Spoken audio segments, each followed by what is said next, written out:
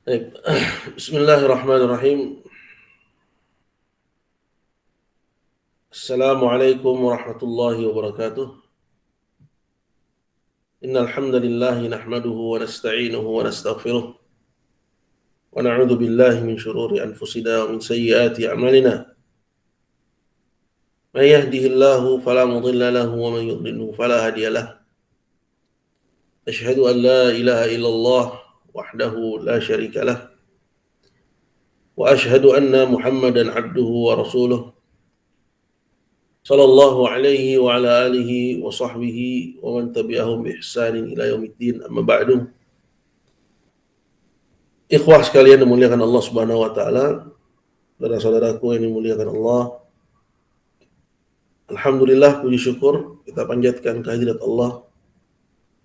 Salawat dan salam semoga senantiasa tercurah kepada Rasulullah sallallahu alaihi wasallam dan keluarga beliau, kepada para sahabatnya dan orang-orang yang setia mengikuti jejak langkah beliau sampai akhir zaman. Di pagi hari ini kita akan melanjutkan kembali pembahasan dari pembacaan kitab Hasyiah Al-Usul Ats-Tsalatsah, yaitu catatan pinggir dari Syekh Abdurrahman bin Qasim terhadap kitab Al-Usul Ats-Tsalatsah yang ditulis oleh Syekh Muhammad Ibn Abdul Wahhab rahimahullahu ta'ala.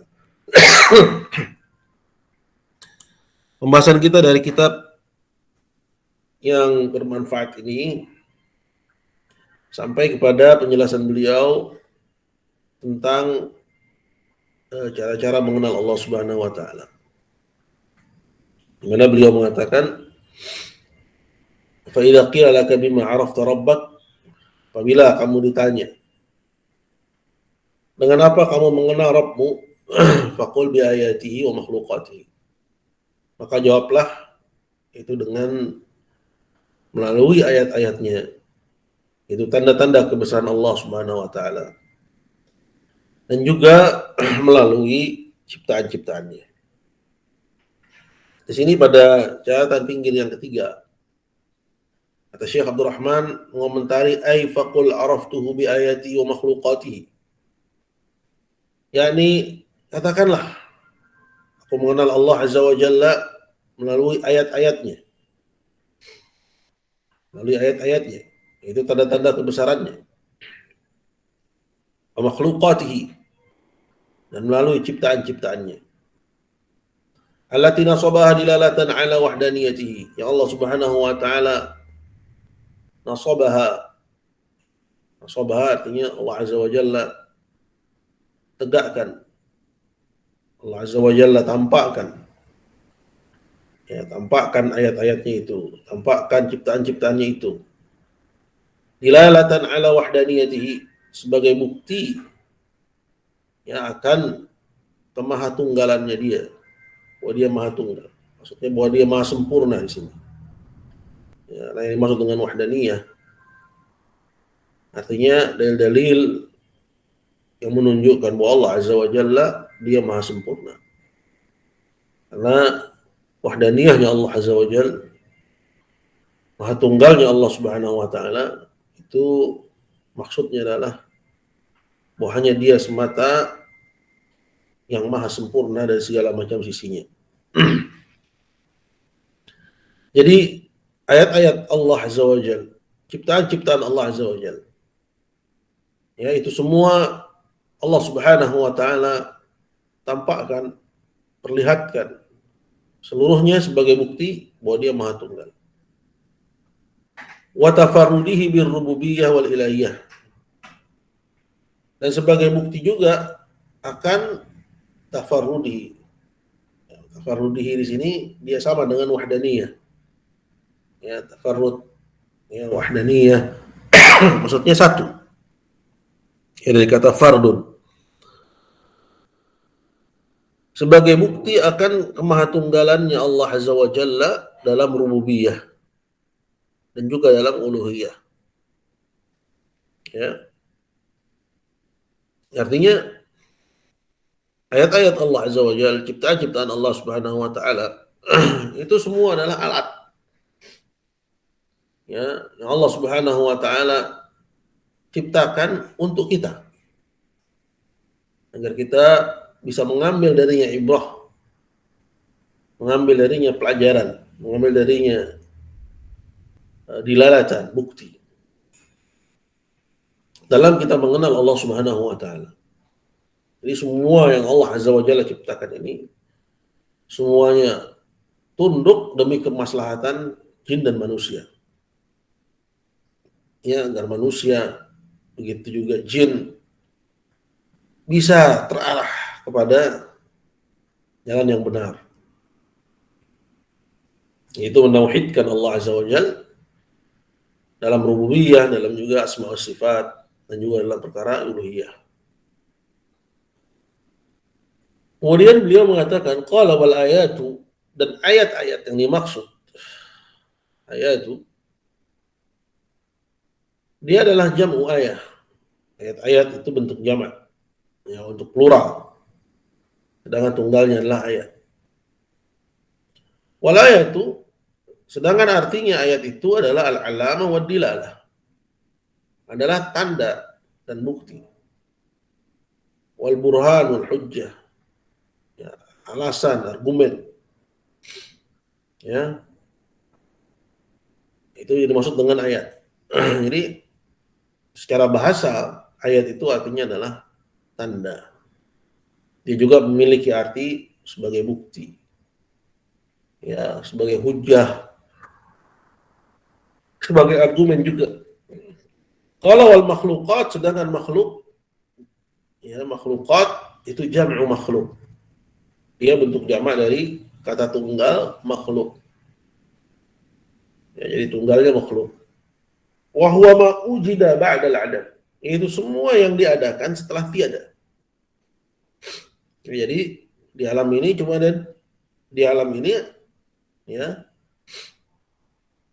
hanya ada Allah sang pencipta alam semesta, atau yang diciptakan yaitu makhluknya. Wa huwa ma ujida ba'dal adam. Itu semua yang diadakan setelah sebelumnya tiada. Qala wa ayatul Rabbi subhanahu hiya dilalatuhu. Maka ayat-ayatnya Allah Subhanahu wa taala adalah dilalatuhu, bukti-bukti, ya, akan eksistensinya Allah Subhanahu wa taala. Ya. Wa barahinuhu, ya, dilalah, barahin, barahin untuk jamak dari burhan. Allati biha ya'riful ibad, dengannya dengannya hamba bisa mengenal Rabbnya. Ya, kata Allah dalam Al-Quran, wa fi anfusikum afala tubsirun, bahkan dalam diri kalian sendiri di situ terdapat tanda dari tanda-tanda kebesaran Allah, tidakkah kalian menyaksikan? Allati biha ya'riful ibad, yang dengannya hamba mengenal Allah Azza wa Jalla. Jadi mengenal Allah melalui ayat-ayatnya. Wa ya'rifuna asma'u wa sifatihi, dengannya hamba juga mengenal nama-namanya dan juga sifat-sifatnya. Wa tauhidahu, mengenal juga, ya, kewajiban menauhidkannya. Jadi dia menauhidkan Allah, tahu, ya, alasannya. Wa amrihi wa nahyihi, wa amrahu wa nahyahu, dan dengannya si hamba mengenal perintah dan juga larangannya. Ya. Qala wa ayatu al-ayaniyah al-khalqiyah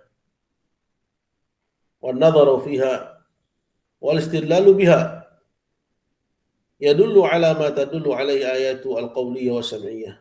Ayat-ayat Allah al-ayaniyah al-khalqiyah yang bisa dilihat dengan mata, ya, dari ciptaan-ciptaan Allah, ya, melihat kepadanya, memperhatikannya, ya, menjadikannya sebagai dasar, ya, pijakan berpikir. Ayat-ayat tersebut ya dulu ala ma tadullu alaihi ayatul qawliyah wa sam'iyah, sama-sama menunjukkan kepada apa yang ditunjuki oleh ayat-ayat Allah qauliyah dan sam'iyah. Yang dimaksud dengan ayat-ayat Allah qauliyah dan sam'iyah adalah Al-Quran dan hadis. Jadi di sini penulis ingin menerangkan bahwa ayat itu ada dua macam. Yang pertama adalah ayat-ayat Allah ayaniyah al-khalqiyah, yaitu yang Allah Azza wa Jalla ya ciptakan di alam semesta, ya, dari makhluk-makhluk Allah yang dahsyat, yang menjadi tanda-tanda kebesaran Allah seperti matahari, bulan, ya, bintang, pergantian siang dan malam, gunung, bahkan pada diri kita sendiri dapat tanda dari tanda-tanda kebesaran Allah Azza wa Jalla. Nah, memperhatikan itu, menjadikan hal itu sebagai dasar pijakan dalam berpikir. Ya, seorang akan sampai kepada kesimpulan yang sama, yang ditunjuki oleh ayat Allah yang kedua. Apa itu? Yaitu ayat Allah yang qauliyah dan sam'iyah. Tanda-tanda kebesaran Allah yang Allah jelaskan, yang Allah Azza wa Jalla terangkan. Ya, yang bisa dibaca dan bisa pula didengar. Apa itu? Yaitu Al-Quran. Karena Al-Quran menerangkan tentang tanda-tanda kebesaran Allah Azza wa Jalla juga. Menerangkan tentang tauhid Allah Azza wa Jalla. Bahwa hanya dia berhak diibadahi. Argumen-argumennya, alasan-alasan. Ya, jadi ada dua ayat di sini. Yang pertama ayat Allah Azza wa Jalla yang disebut dengan ayat ayaniyah al-khalqiyah. Sedangkan yang kedua adalah ayat Allah Azza wa Jalla yang disebut dengan ayat Allah qauliyah dan sam'iyah. Kedua-duanya sama-sama menunjukkan kepada kesimpulan yang sama, ya, dalam mengenal Allah Subhanahu wa taala. Ya, itu ya. Selanjutnya, qala war rusulu tukhbiru anhu bi kalamihi alladhi takallama bihi. Para rasul, ya, Nabi kita Muhammad dan juga yang sebelumnya sampai kepada Nuh alaihissalam. War rusulu tukhbiru anhu bi kalamihi. Para rasul mengabarkan tentang Allah Azza wa Jalla kepada umatnya. Ya, dengan firman-firman Allah Azza wa Jalla alladzi takallama bihi. Yang dengannya Allah Azza wa Jalla ya berkata-kata. Jadi Allah Subhanahu wa taala menerangkan tentang dirinya melalui para rasul dan para rasul menyampaikan. Wa huwa ayatu al-qauliyah. Itulah disebut dengan ayat-ayat Allah al-qauliyah, yaitu keterangan yang Allah Azza wa Jalla turunkan melalui para rasul. Wa yastadilluna ala dzalika bimaf'ulatihi. Kemudian ya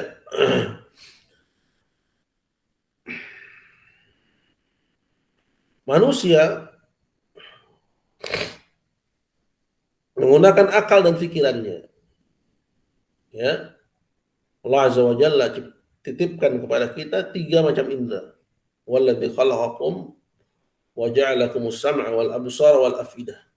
Dialah Allah yang menciptakan kalian, menjadikan untuk kalian pendengaran, penglihatan, dan juga hati. Nah, 3 indera ini ya memiliki fungsi yang paling utamanya bukan hanya menangkap objek, ya kemudian selesai. Namun objek yang ditangkap oleh mata, objek yang ditangkap oleh telinga, itu sebagai dasar ya dalam berpikir. Di situ hati bekerja dalam mengenal Allah Subhanahu wa taala. Ya. Melihat bencana alam, ya. Kemudian dia cerna, ya. Kemudian dia mengambil kesimpulan akan ya bahwa Allah Subhanahu wa taala ala kulli syai'in qadir, Maha berkuasa atas segala sesuatu. Ya. Itu juga dia melihat besarnya nikmat Allah Subhanahu wa taala. Ya. Situ dia mengenal Allah Subhanahu wa taala ya dengan ya rahmat dan kasih sayangnya. Ya. Nah, itu. Jadi manusia yastadilluna ala dzalika bimaf'ulati.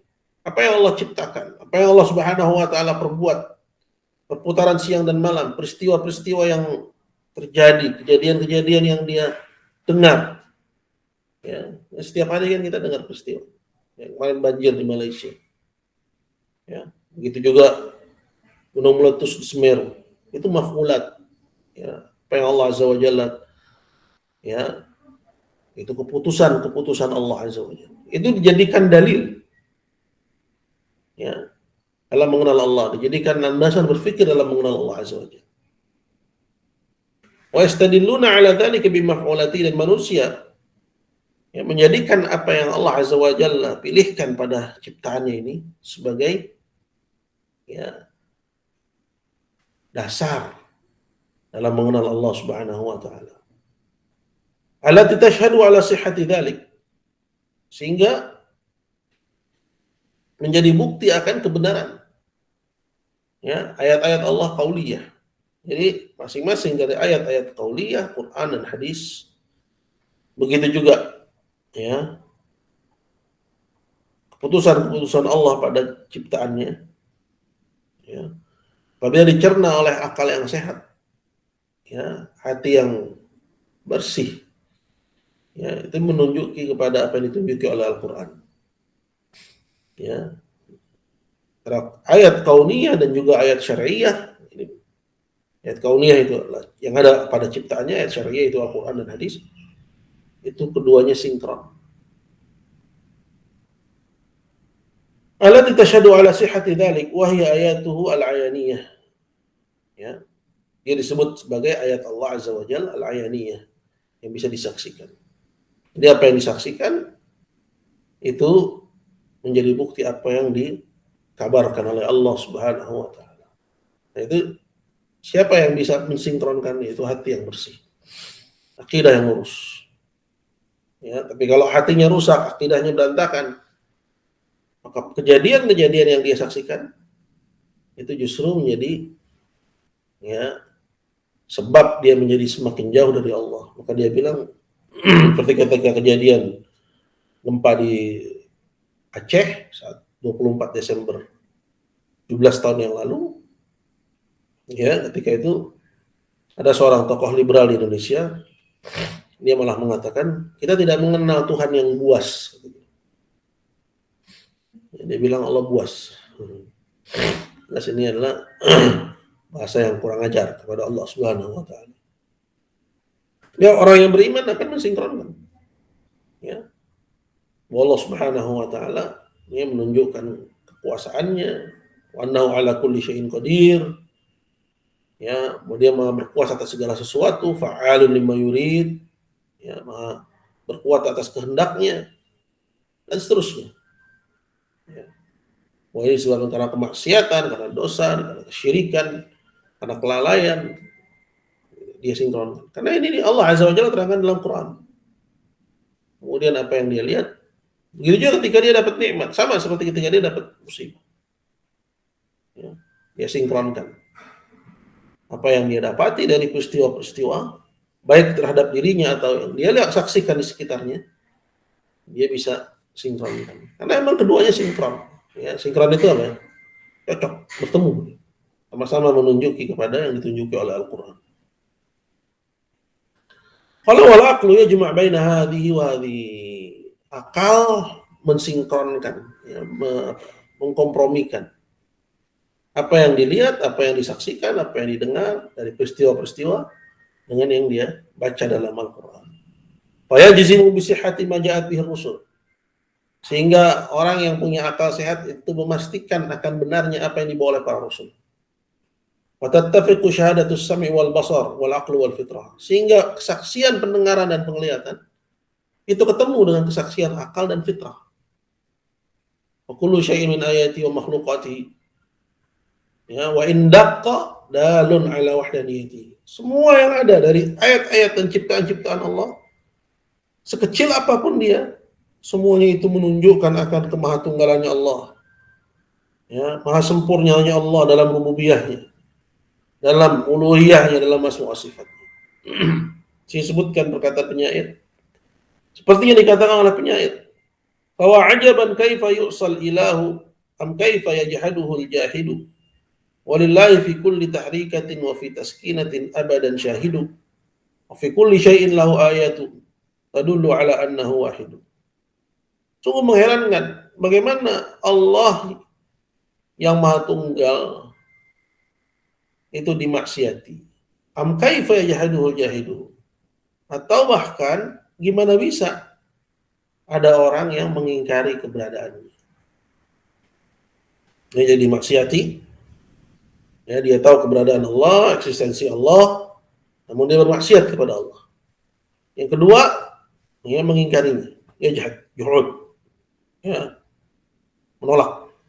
Walillahi fi kulli tahrikatin wa fi taskinatin abadan syahidu. Padahal Allah Azza wa Jal pada setiap yang bergerak dan yang diam, semuanya itu terdapat tanda akan keberadaan Allah Azza wa Jal, akan eksistensinya dalam rububiyahnya, uluhiyahnya, asma dan sifatnya. Wa fi kulli syai'in lahu ayat. Bahkan pada segala sesuatu ada tanda kebesaran Allah Azza wa Jalla. Tadullu ala annahu wahidu, yang menunjukkan bahwa dia Maha Tunggal.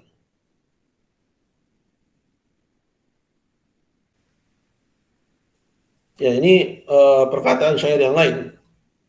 Coba dinaikin lagi satu.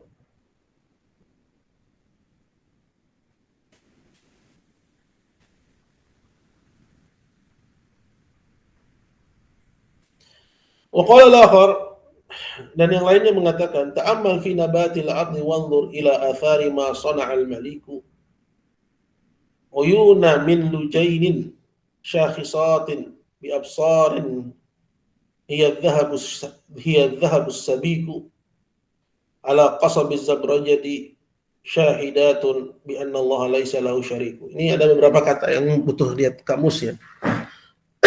Saya ada di buku saya, buku pegangan saya itu udah ada catatannya, cuman saya lupa. Dan dikatakan di sini, perhatikanlah pada tumbuhan bumi dan lihat kepada pengaruhnya. Wanzur ila athar, pengaruh ma sana'al maliku, apa yang diciptakan oleh Allah Azza wa Jalla. Al-Malik di sini maksudnya adalah Allah sebagai pemilik. Uyuna min lujainin syakhisat. Ya, ini saya lupa nih artinya nih. Uyun min lujain, tapi ada di catatan saya. Kebetulan saya lagi nggak pegang bukunya. Biabsarin hiya adh-dhahabus sabiku ala qasabi zabrajati syahidatun bi anna Allah laisa lahu syariku. Intinya di sini penulis ingin mengatakan, atau penyair ingin mengatakan, bahwa pada ciptaan Allah Subhanahu wa taala itu terdapat tanda bahwa Allah Subhanahu wa taala bukan hanya ada. Ya. Bukan hanya ada, melainkan tidak ada sekutu baginya. Bahwa dia Maha Tunggal. Ya. Itu dengan berdalil kepada keindahan-keindahan alam. Di sini disebut nabatul ard, tumbuhan bumi, uyun min lujain. Ya. Syakhisatun bi absar, bisa dilihat dengan mata. Ya, hiya adh-dhahabus sabiku. Ini maksudnya adalah keindahan yang Allah Azza wa Jalla titipkan di alam semesta. Ya, begitu juga ala qasabi zabrajati syahidatun. Semuanya itu menjadi bukti bahwa Allah Azza wa Jalla tidak memiliki sekutu. Wa qala akhar, dan yang lainnya mengatakan, ta'ammal sutural kainati, perhatikanlah garis ciptaan Allah, fa innaha minal malikil a'la ilaika rasailu. Karena sesungguhnya itu dari Raja yang Maha Tinggi, terdapat pesan, ada titipan di situ. Ya, Allah menitipkan pesan pada ciptaannya. Qad khatta fiha, yang Allah Azza wa Jalla telah gariskan, lau ta'ammal ta khattaha, jika engkau perhatikan garis ciptaannya, ala kulli syai'in ma khala Allahu batilu. Dia menitipkan pesan bahwa segala sesuatu selain Allah itu batil. Ya, segala sesuatu selain Allah Azza wa Jalla batil. Karena semuanya nanti akan binasa. Ya. Sampai malakul maut yang pencabut nyawa pun binasa. Kemudian Allah Subhanahu wa taala menggoyangkan bumi 3 kali, mengatakan, ya, bagaimana Allah Azza wa Jalla katakan dalam Al-Quran, ya, limanil mulkul yaum, milik siapakah kerajaan hari ini? Limanil mulkul yaum, milik siapakah kerajaan pada hari ini? Kemudian Allah sendiri menjawab, ya, lillahil wahidil qahhar, milik Allah yang Maha Tunggal, lagi tiada terkalahkan. Jadi segala sesuatu selain Allah itu batil. Ya, fa ijadu hadhil makhluqat, maka adanya ciptaan-ciptaan Allah ini, awdahu dalilin ala wujudil bari ta'ala, menjadi bukti yang paling nyata akan keberadaan Allah Ta'ala, Sang Pencipta. Wa tafarrudi birrububiyyah wal ilahiyah, dan bahwasanya dia Maha Tunggal dalam rububiyah dan uluhiyah. Wa na'rifu Rabbana tabaraka wa ta'ala aidan, dan kita juga mengenal Allah tabaraka wa ta'ala bisidqir Rasul sallallahu alaihi wasallam, ya dengan kejujurannya Rasulullah sallallahu alaihi wasallam yang menyampaikan risalah. Bituruqid dalla ala dzalik, dengan jalan-jalan yang menunjuki kepada yang demikian, ya. Maksudnya melalui ya misalnya keterangan khabar, babnya khabar. Ya Allah ini demikian. Atau dengan syariatnya, dengan adanya perintah, dengan adanya larangan, ya. Karena pada perintah Allah, seperti misalnya perintah salat, ya, perintah puasa, perintah menutup aurat, ya, ini terdapat kesempurnaan. Ya, aturan pada hukum-hukum Allah, masuk dalamnya hukum waris. Ya, kita tahu bahwa dari situ ini syariat bukan manusia yang bikin. Ya. Biturq dalla ala dzalik, dengan cara-cara yang berbeda-beda yang menunjuki kepada kesimpulan tadi. Wahiyya katsiratun. Ya, melalui jalan yang banyak. Fal kitab was sunnah mamlu'un bidzalik. Maka Al-Qur'an dan sunnah itu dipenuhi dengan ya bukti-bukti akan eksistensi Allah, bahwa dia ada, bahwa dia maha tunggal dalam rububiyahnya, dalam uluhiyahnya, dan juga dalam asma, dalam nama-nama dan juga sifat-sifat Allah subhanahu wa ta'ala. Jadi kesimpulannya, dengan apa kita mengenal Allah? Dua, dengan tanda-tanda kebesarannya, dan yang kedua dengan ayat-ayat ya syar'iyahnya, dengan tanda-tanda kebesarannya, dengan ciptaan-ciptaannya. Itu ayat Allah Azza wa Jalla al-ayaniyah yang bisa disaksikan. Ya. Sedangkan yang kedua itu yang Allah Azza wa Jalla turunkan melalui jalan para rasul. Di situ Allah perkenalkan dirinya. Karena nggak bisa seorang bisa mengenal Allah tanpa dia membaca Al-Quran. Nggak bisa seorang mengenal Allah tanpa dia gerakkan ya indranya untuk melihat tanda-tanda kebesaran Allah, pendengarannya untuk menangkap ya keterangan-keterangan akan kebesaran Allah Subhanahu wa taala, kemudian hati itu mencernanya. Kemudian berkata penulis, kalau min a'zami ayati al-musyahadah bil absar. Dan di antara tanda-tanda kebesaran Allah yang paling agung, paling besar yang bisa disaksikan dengan penglihatan adalah al-laila wan nahar, adalah siang dan malam atau malam dan siang. Ya, perputaran malam dan siang. Wa qaulul lail ya'ti 'ala an-nahar fayughtiyahu wa yughattih. Ya, di mana malam ya menghampiri siang kemudian menutup siang itu sehingga menjadi gelap gulita. Hatta ka'annahu lam yakun. Hingga menjadi seolah-olah enggak pernah ada siang di sini sebelumnya. Tsumma nahar. Kemudian siang pun pergi. Kemudian siang pun datang. Wa yadhhabu bi dhulmatil lail. Menggiring ya kegelapan malam. Hingga kegelapan pun menjadi perlahan hilang. Hatta ka'anna al-laila lam yakun. Seolah-olah belum ada, enggak pernah malam di sini. Pemaji wada wa dhihab wada. Datangnya ini dan perginya itu terus berputar sepanjang tahun. Bihadhis sifat, dengan sifat yang ya teratur seperti ini. Wa hadhihi surah al-musyahadah, dan pemandangan yang bisa kita saksikan ini, yang kita rasakan. Yang semua hamba merasakan, semua yang hidup merasakan perputaran siang dan malam. Dalun a'zamu dilalah, menunjukkan dengan bukti yang paling besar ala wahdaniyati khaliqihi wa mujidi, akan kemahatunggalan Allah sang pencipta dan yang mengadakannya. Ya. Nah, dirasakan oleh semua ya yang hidup. Ya. Jin, manusia, hewan, bahkan tumbuhan. Ya, semuanya merasakan. Artinya kebesaran Allah dengan perputaran siang dan malam ini itu semua dirasakan oleh muslim, kafir. Ya. Nah, ini tanda Allah Azza wa Jalla yang paling tiada terbantahkan. Selanjutnya, wa min a'zami ayati al-musyahadah bil absar. Begitu juga di antara tanda-tanda kebesaran Allah yang paling besar yang bisa disaksikan dengan mata. Asy-syamsa wal qamar, matahari dan bulan. Wa qaunahuma yajriyani hadzal jarayanil mutqan.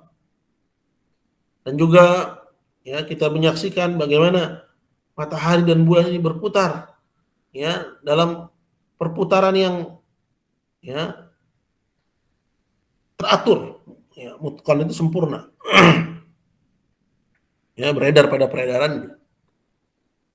Bagaimana Allah katakan dalam Quran, la syamsu yanbaghi la an tudrikal qamar wala lailu sabiqun nahar. Matahari enggak bisa menyusul bulan. Begitu juga malam tidak bisa menyusul siang. Kullun fi falakin yasbahun. Semua berada pada putarannya memuji Allah Subhanahu wa taala. Jadi seharusnya ilmu pengetahuan apapun itu ya, itu semakin menggiring manusia untuk mengenal Allah Subhanahu wa taala. Karena tentunya para ilmuwan itu mengetahui apa yang tidak diketahui oleh orang awam. Cuman sekali lagi bahwa persoalan ya keislaman, ya ketundukan, semua ini perannya hidayah Allah Subhanahu wa taala. Ya, banyak orang yang mengetahui ya kedahsyatan penciptaan alam semesta dari berdasarkan penelitiannya, dahsyatnya ciptaan Allah terhadap manusia ya dari ilmu kedokteran, namun itu tidak menggiring dia kepada ya untuk tunduk ya menjadi muslim yang taat atau menjadi muslim ya, karena hidayah ini semata-mata hanya perannya Allah. Tapi kalau kita kembalikan harusnya ini sinkron. Kalau dia memiliki hati yang bersih, fitrah yang jernih, ya kapan dia melihat ya kesempurnaan Allah, kesempurnaan ciptaannya ini, dahsyatnya ciptaan Allah ini, ya secara fitrah akan menggiring dia untuk menjadi muslim. Harusnya seperti itu. Kemudian selanjutnya, ya kita baca matanya dulu apa gimana nih?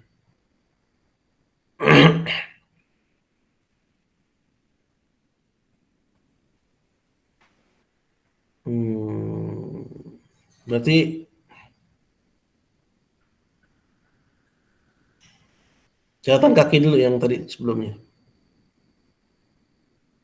Yang ketiga ya. Qala wa min a'zami makhluqatillah. Dan di antara ciptaan Allah Azza wa Jalla yang juga dahsyat adalah ala wahdaniyatihi ta'ala, yang menunjukkan akan maha tunggalnya Allah Ta'ala adalah as-samawat. Geser. Adalah as-samawatus sab', langit yang 7 lapis. Wasi'ataha wartifa'aha, luasnya langit. Begitu juga tingginya langit. Wal araduna sab', bumi yang 7 lapis. Ya, wa imtidadaha wasi'atur arja'aha, begitu juga luasnya ya permukaan bumi. Ya, imtidad dari kata ya al-mad ya, yaitu panjangnya dan luasnya.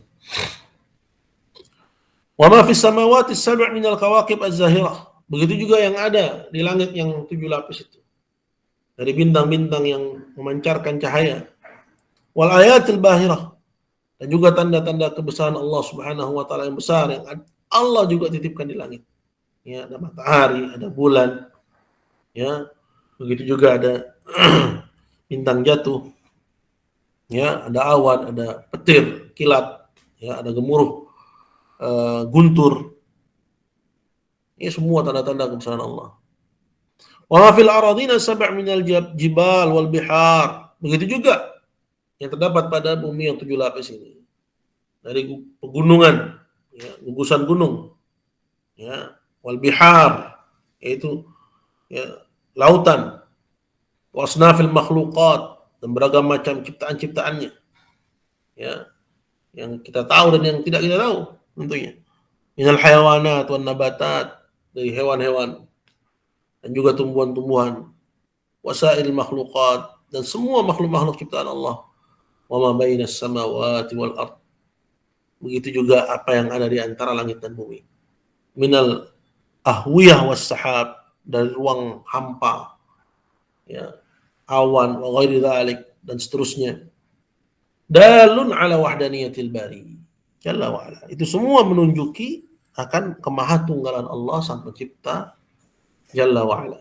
Wa ala tafarrudi bil khalqi wat tadbir, dan juga menunjukkan akan maha tunggalnya Allah, maha sendirinya Allah dalam penciptaan dan pengaturan.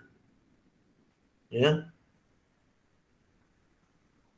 Bagaimana Allah Subhanahu wa taala katakan, "Lau kana fihi ma alihatun ghairullahi la fasadata." Kalau di alam ini ada sesembahan lain selain Allah, tentu akan binasa. Ya,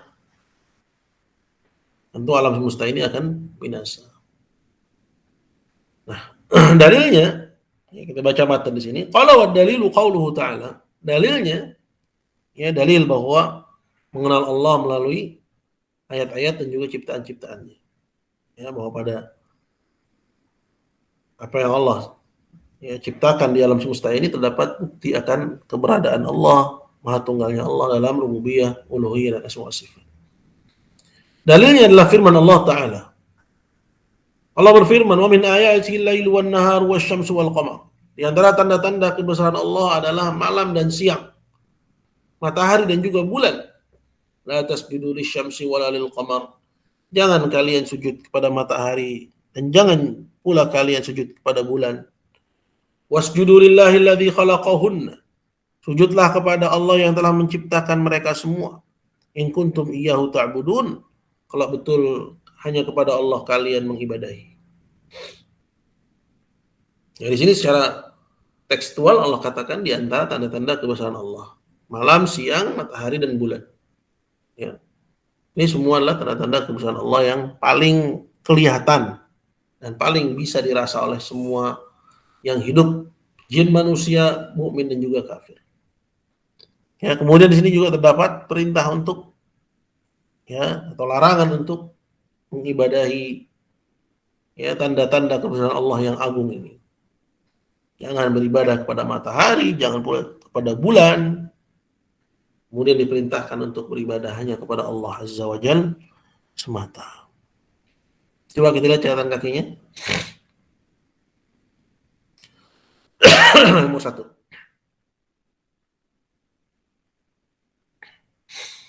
Berkata penulis, qala ay wa min hujaji wahdaniyati ta'ala. Di antara argumen akan kemahatunggalannya Allah Ta'ala. Wa barahin fardaniyatihi.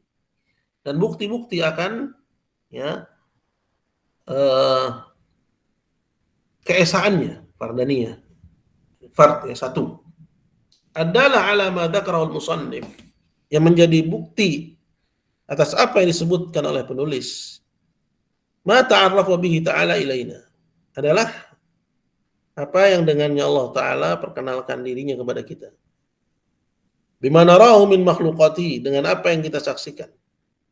Dari ciptaan-ciptaannya. Minha diantaranya al-lail wan nahar.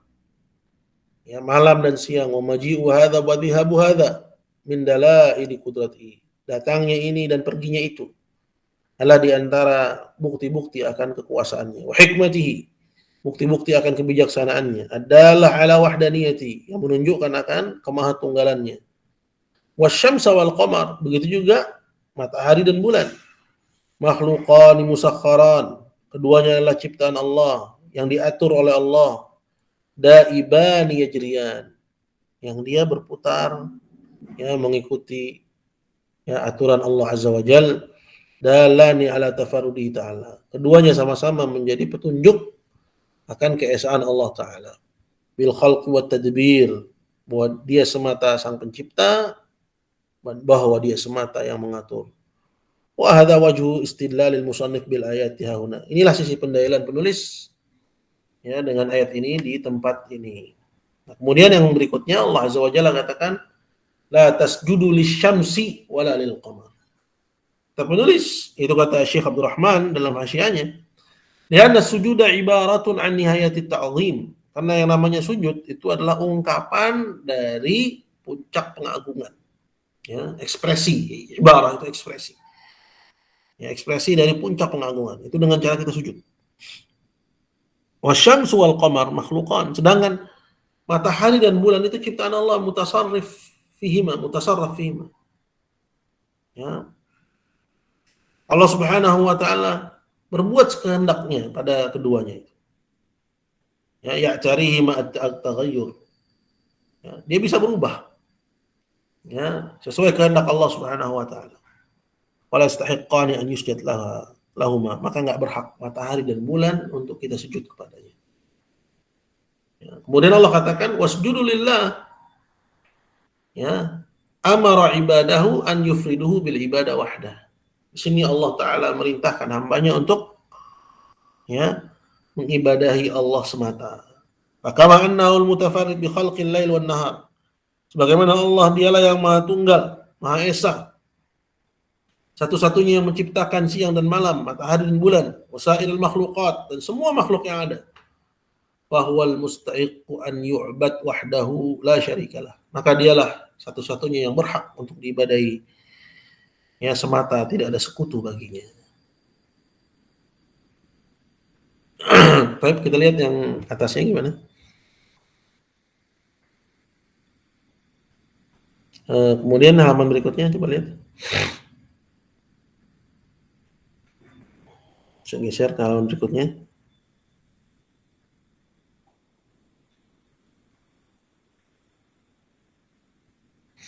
Tapi ini agak banyak ya. Mungkin kita akhirkan pada pertemuan yang akan datang. Baik, kalau ada pertanyaan saya persilahkan.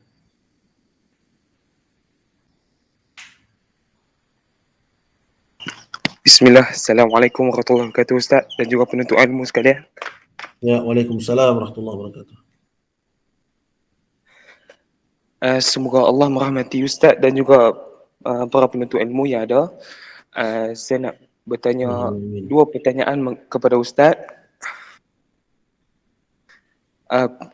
Seperti mana yang Ustaz katakan tadi, negeri kami dilanda bencana banjir. Pada masa sekarang sedang dijalankan proses pembersihan. Ada satu video ataupun kejadian yang hangat diperkatakan baru-baru ini, ada sekelompok golongan yang menisbatkan kepada muslimin, mereka pergi ke kuil untuk membersihkan kuil tersebut. Saya nak bertanya pendapat, kami ingin mengambil pendapat daripada Ustaz, apakah perkara ini dibolehkan ataupun bagaimana? Seterusnya boleh tak saya tanyakan untuk pertanyaan kedua Ustaz? Ya, boleh. Betul.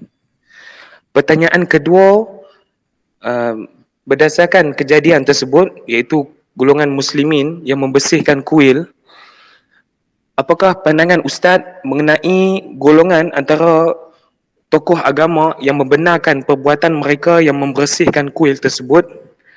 Apakah golongan tokoh agama ini yang membenarkan kejadian tersebut tergolong di dalam kelompok murji'ah ataupun sebaliknya? Berikut itu adalah pertanyaan saya Ustaz. Kami mohon agar Ustaz memberikan pandangan kepada kami. Ya, barakallahu fiik. Alhamdulillah wassalatu wassalamu ala Rasulillah wa ba'd. Musibah terjadi di mana-mana, khususnya di akhir tahun ya. Dan musibah itu Allah Subhanahu wa taala takdirkan sebagai ya peringatan bagi orang-orang yang beriman untuk segera kembali ke jalan Allah Subhanahu wa taala, dan juga sebagai hukuman bagi orang-orang yang durhaka kepada Allah Jalla wa ala. Nah, kalau kita lihat kemaksiatan yang paling besar, Allah dimaksiati dengan kekufuran, ya, dengan kesyirikan, dengan seorang beribadah kepada Allah, kepada selain Allah Subhanahu wa taala, menyembah selain Allah Jalla wa ala. Ya, baik yang dilakukan oleh non muslim atau dilakukan oleh seorang yang mengaku muslim. Nah, musibah ini tentunya merata, ya, menimpa muslim dan juga non muslim, ya, pemukiman dan juga tempat ya, sarana pendidikan, sarana ibadah dan seterusnya. Nah, dalam kondisi seperti ini, boleh nggak misalnya yang seperti yang ditanyakan, ikut membersihkan rumah-rumah ibadah agama lain? Pandangan saya dalam kasus seperti ini, itu kembali kepada kebijakan pemerintah masing-masing. Artinya gini, sebuah negara yang dipimpin oleh presidennya memberikan ruang kepada agama lain selain Islam ya untuk uh, turut eksis di negeri itu. Ya, sehingga seperti di Indonesia, begitu juga di Malaysia, itu ada tempat-tempat ibadah.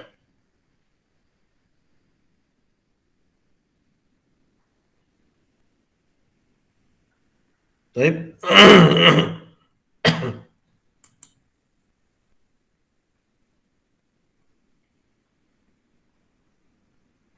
Baik, jadi saya lanjutin ya.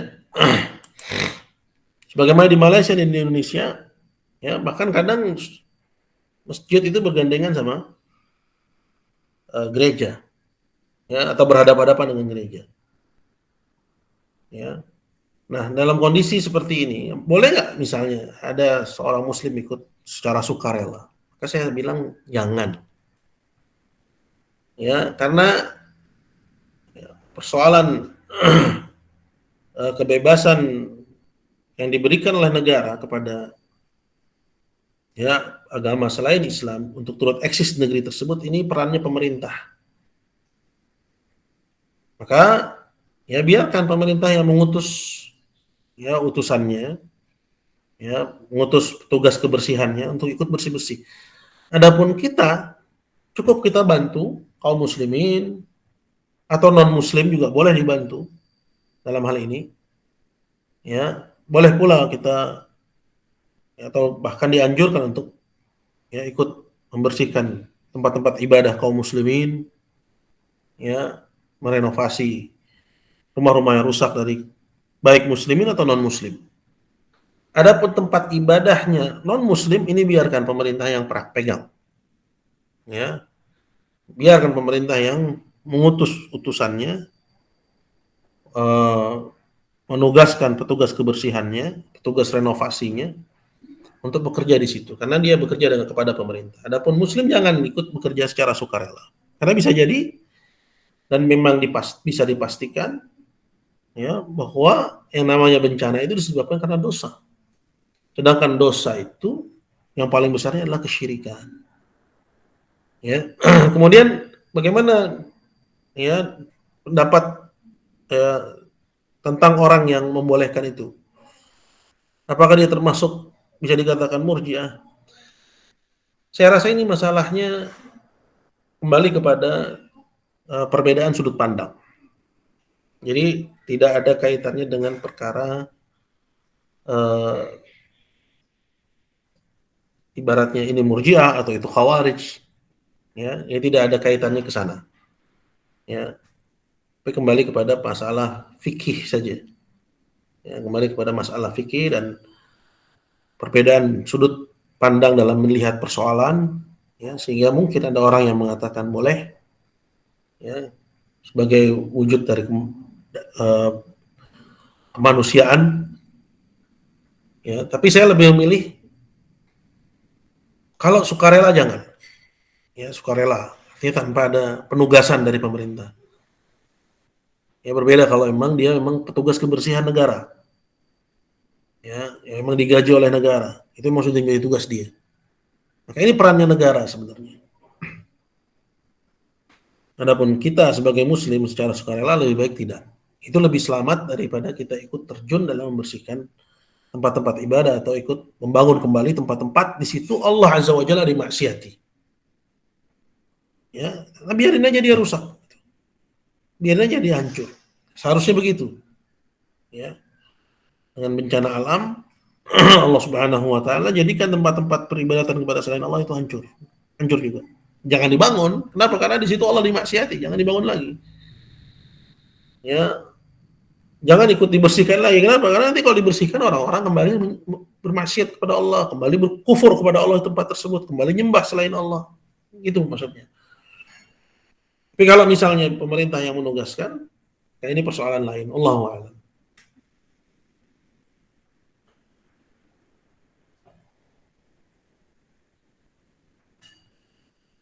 Baik, itu jawaban saya. Ada lagi tafadhol kalau ada pertanyaan yang lain.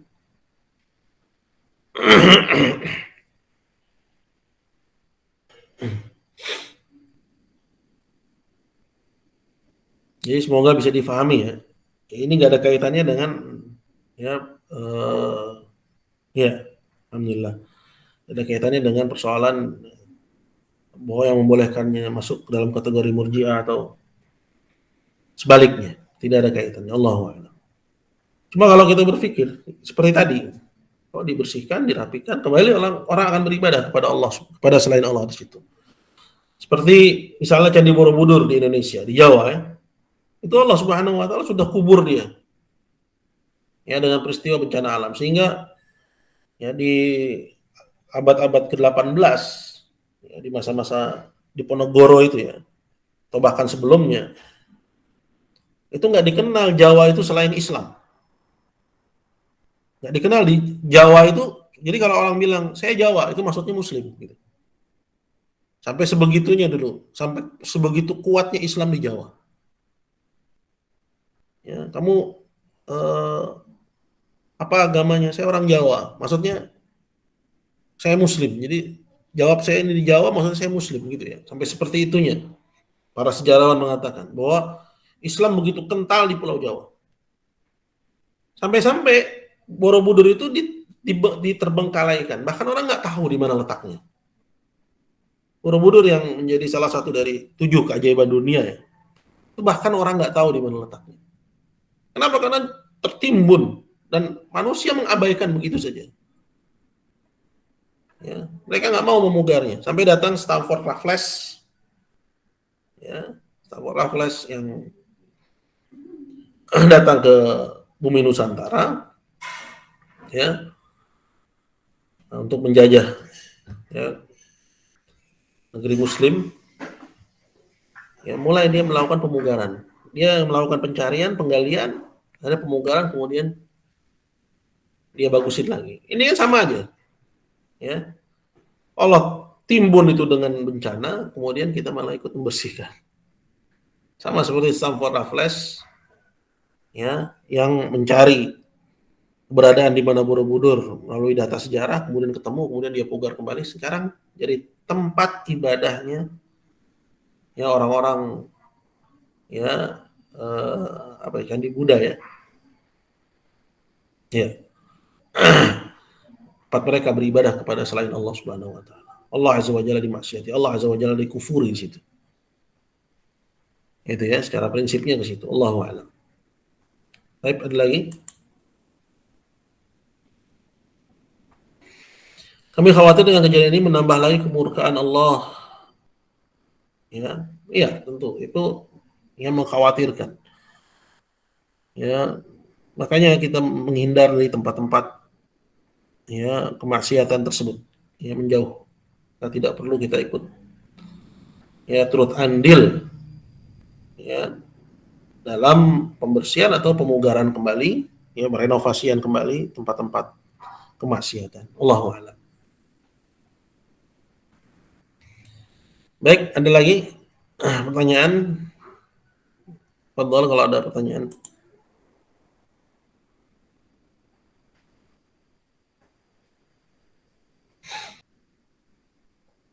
Baik, jika nggak ada kita cukupkan ya sampai di sini.